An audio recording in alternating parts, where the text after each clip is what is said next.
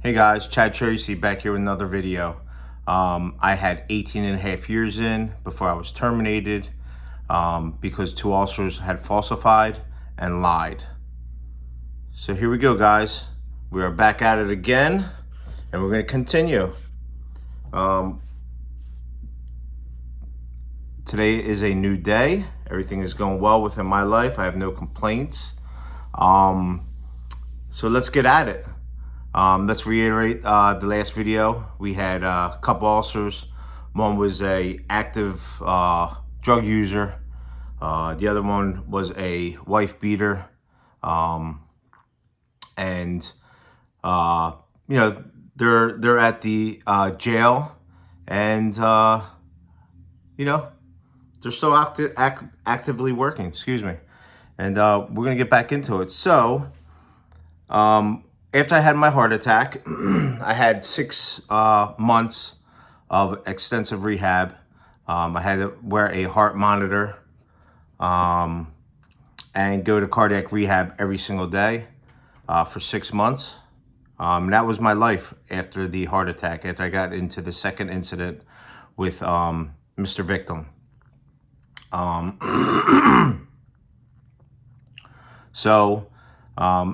You know, I had to go through the trials and tribulations of life, obviously. You know, a lot of depression during that time. I had the support of my wife, my children, most of all, and my wife, most of all. Thank you, guys. I know you're watching. I appreciate everything you guys ever done, and I love you guys a lot. So I was going through all that, you know, trying to get through life, you know, doing what I had to do. And they were always there to support me, always willing to help. Took care of a lot of the hard work, which was my oldest son, Chad, and Dominic also. Thanks, guys. After that, I was able to go back to work. I had reached out, or actually the president at the time, Renshaw, had reached out, and he said, "Hey, Chad, listen, you know, you got into 2 infractions within, you know, that short amount of time. You know, would you consider going to Garden State?" I said, "Absolutely." I said, "You know, I should have took you up on that offer the first time, and I didn't. I should have just stayed there because the second incident wouldn't have happened." But during this time, I did and was reaching out to him the whole entire time. So he had an idea of everything that was going on. And, you know, unfortunately, you know, things happen. You know, he can only do so much, and he did as much as he could. So I have no complaints. You know, kind of is what it is at this point. So I went to Garden State. And the officers there, supervisors, except a couple, were absolutely excellent.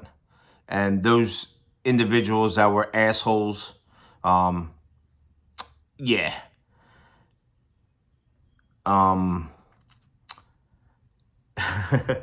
So let's get into it, man.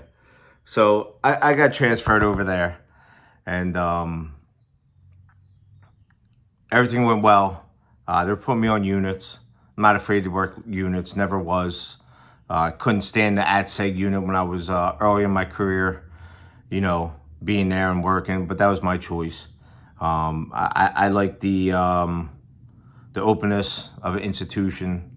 You know, I don't like that controlled bullshit, you know. So I went into the main building, worked all the units, had great support. Everybody helped. Appreciate you guys over there. You guys did an excellent job. And thanks for the short hospitality. But I did have some people in there that were just my friends, I guess you can say. They were working for the other side, the side that was, you know, trying to get me terminated. Barbie's husband was there. He was a major. He knew my story. And the other major useless.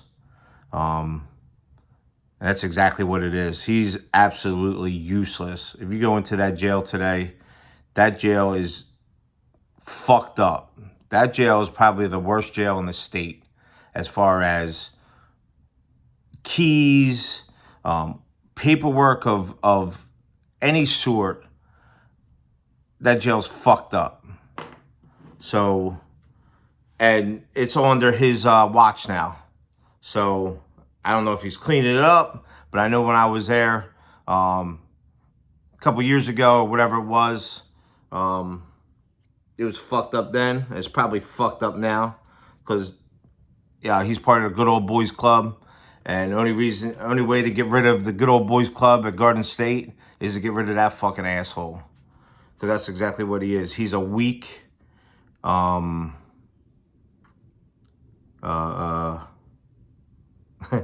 can't even use the words I want to use. He's just a weak individual, not very intelligent.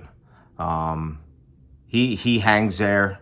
I mean, how can you respect a major that doesn't shave, doesn't brush his teeth, doesn't get his hair cut, and his uniform looked like he rolled around in a bunch of dirt all day and put on? Like, how can you respect somebody like that? His pants aren't bloused, his shoes aren't shined.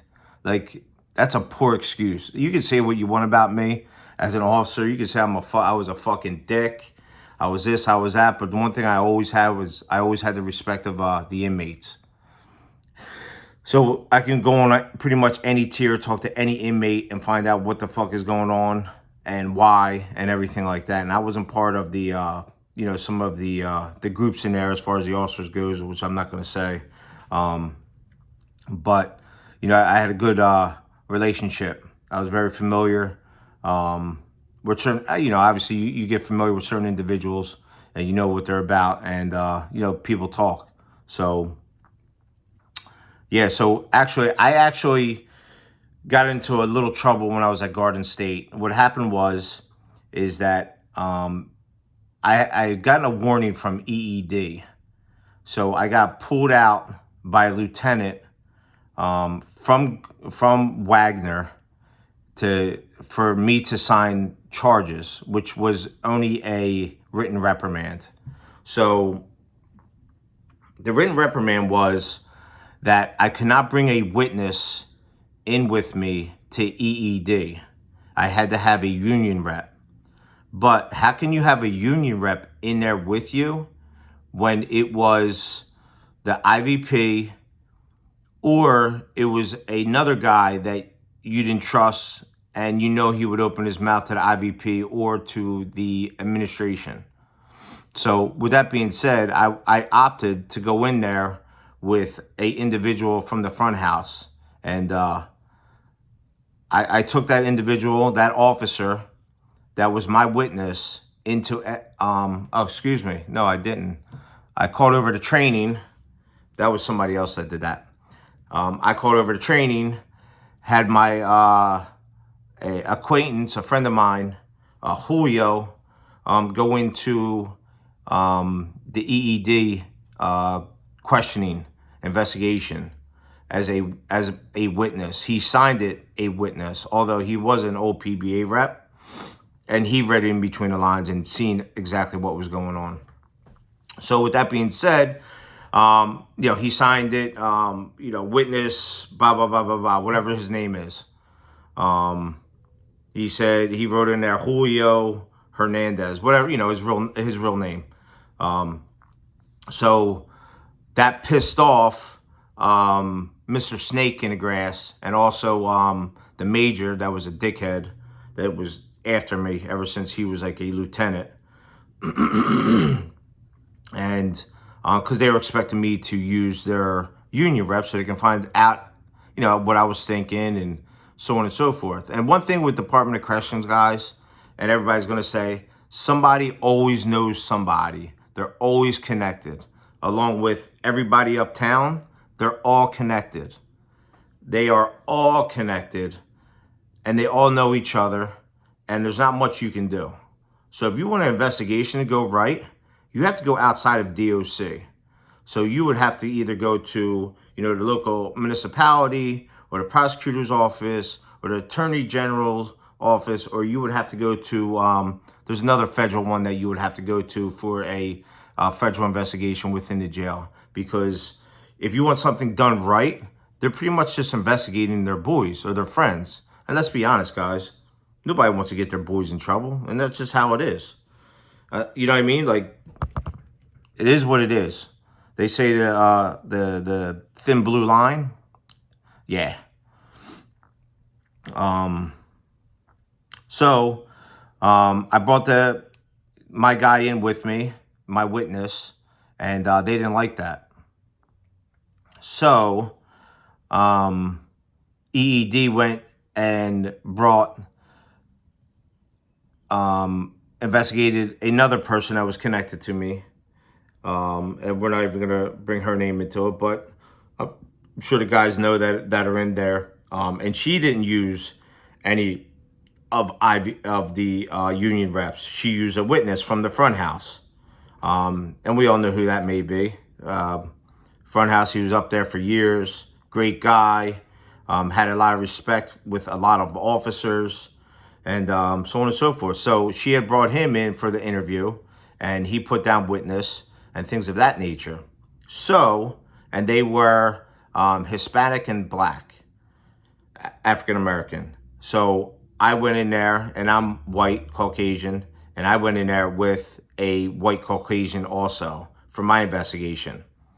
They ended up charging myself and my witness with a written reprimand, or was it verbal? I believe it was written. It was written saying that we could not bring in per such and such, blah, blah, blah, that we could not bring a witness in. It had to be a IVP or, a union rep. But how could we bring in a union rep with us when they were all connected to what was going on? That's a conflict of interest. Just like it was a conflict of interest. Hey, DOC, if you're watching, which I know you are, hi. During the investigation, I guess nobody picked up on that. During Officer Turtlenut's investigation, right? And then you had Mr. Victim's investigation. Turtlenuts was a union rep for Mr. Victim. Is that not a conflict of interest?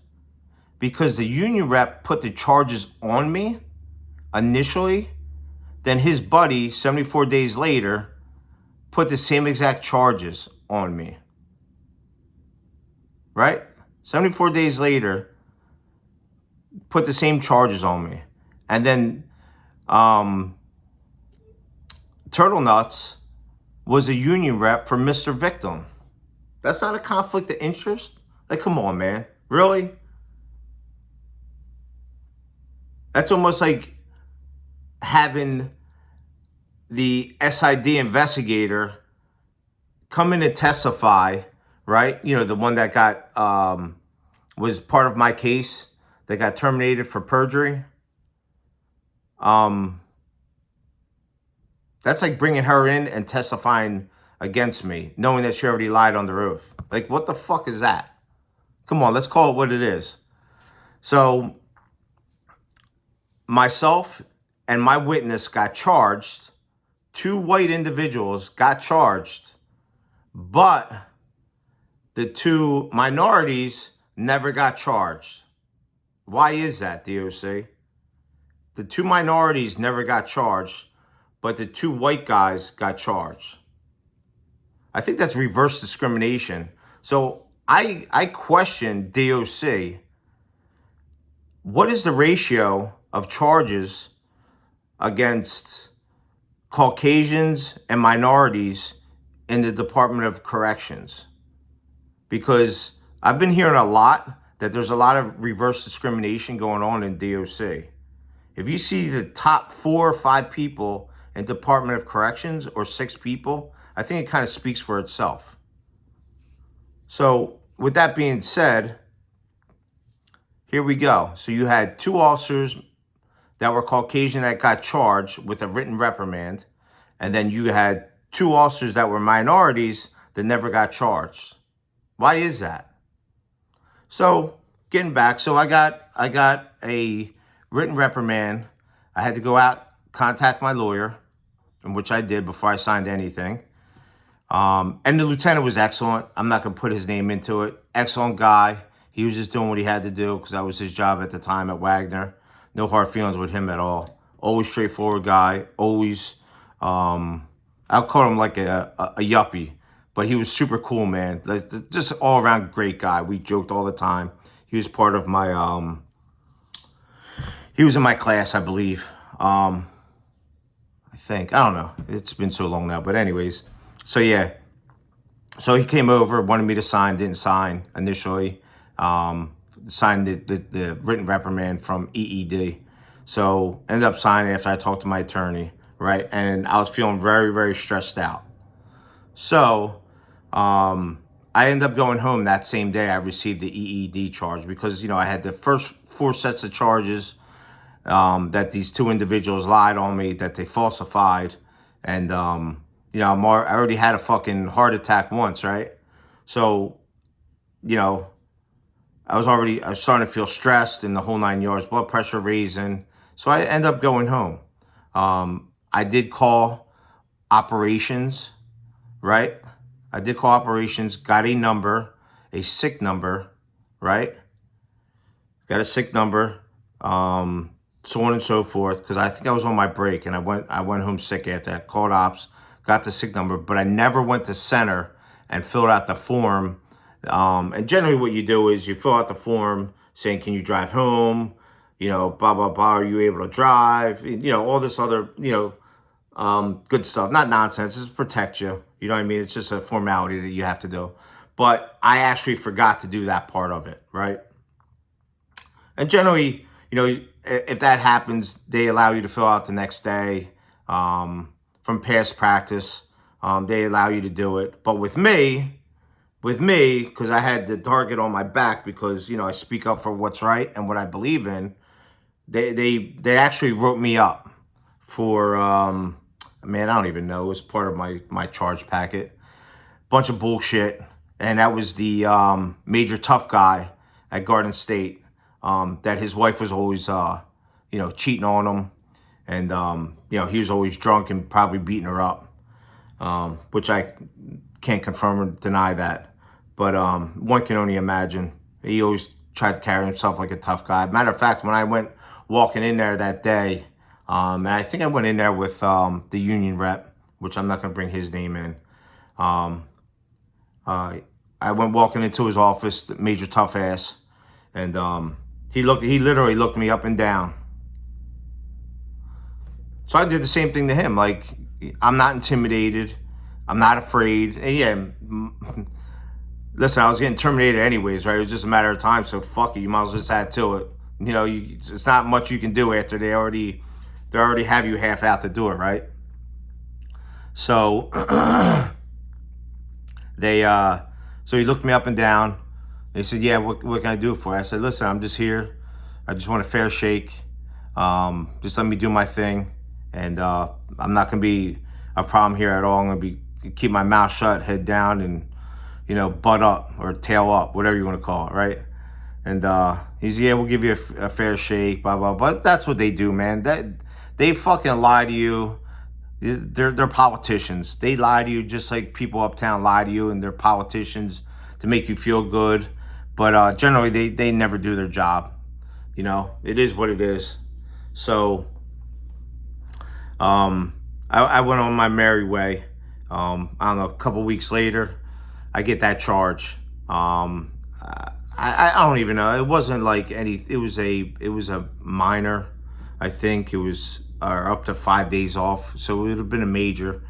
But generally they always like, hey, it's just a minor. You just sign off and you're done, whatever. Because you don't do the same thing twice, right? And with a certain amount of time. And it goes on your jacket, not a big deal. After a little bit, it comes off, whatever. And jacket meaning your charge file at, and our charge file was at it was at Garden State because that's where our HR was.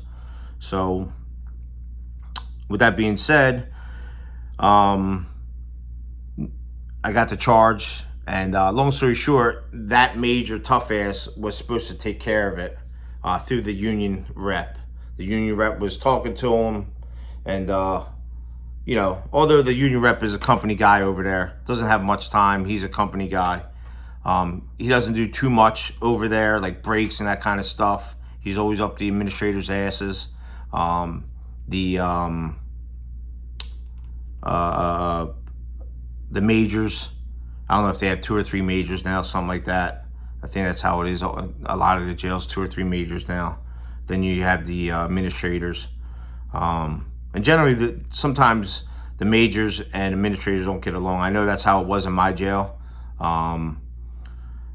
They didn't get along, the 2 majors, and the one administrator didn't get along at all. They were always going back and forth arguing, and that's what kind of did me in too, when you had the 2 entities that didn't get along, and that's what kind of did me in over there also. But hey, you live and learn, right? But yeah, so I ended up getting charged by Major Tough Ass because I had left early when I received the EED set of charges. And that's it, folks. We're going to start this and continue.